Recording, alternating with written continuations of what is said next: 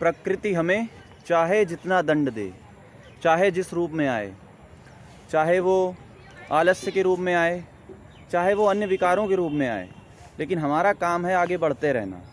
और यही श्रद्धा होती है कि अगर आप सही मार्ग पर चल रहे हैं तो उसमें चलते हुए आपको ये मानना चाहिए कि मुझे वो सब कुछ मिलने वाला है जो उचित है, जो सत्य है।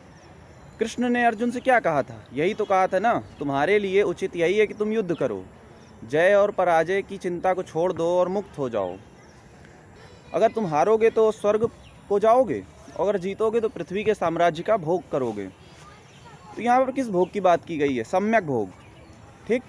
तो जब आप कोई काम करने जाते हैं, सही काम, तो आपको कष्ट तो होगा ही होगा, दर्द होगा, पीड़ा होगी। सही काम करने में किसको नहीं पीड़ा होती? और पीड़ा किस चीज़ की होती है? जो हमारे माइंड में एक फ्रिक्शन होता है कि आप जब आगे बढ़ रहे होते हो तो पीछे का फोर्स एक पीछे की तरफ खींचता है, उसको फ्रिक्शन बोल सकते हैं।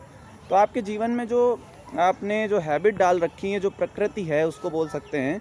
प्रकृति ने आपको जो खींच रखा है, उसके विरोध में जाना, उसके उलट जाना ही आत्मा की तरफ बढ़ना है। आत्मा माने सत्य होता है, यानी उन बंधनों को तोड़ना। आत्मा कोई एब्सोल्यूट चीज़ नहीं होती, आत्मा एक सत्य बोल सकते हैं। और सत्य क्या है हमारे लिए? अपने बंधनों को तोड़ना। तो फ्रिक्शन, डर, बेचैनी, तनाव, दुख, दुविधा सब कुछ आने वाला है। इसको पार करना ही वास्तव में मुक्ति है और आगे बढ़ते ही जाना है। यात्रा को नहीं रोकना है, बस यात्रा ही वास्तव में मुक्ति का एक द्वार है। यात्रा को नहीं रोकना चाहिए। यही हमारा जो इस वीडियो का सार है। Thanks for watching. All the best.